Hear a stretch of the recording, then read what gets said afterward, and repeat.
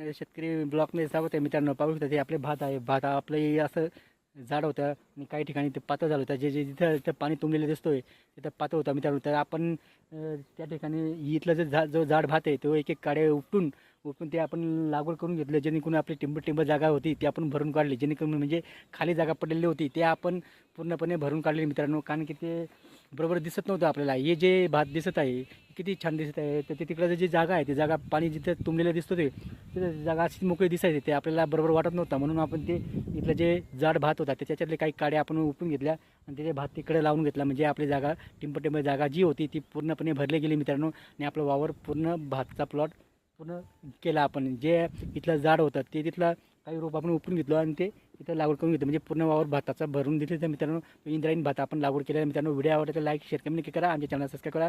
जय जवान जय किसान.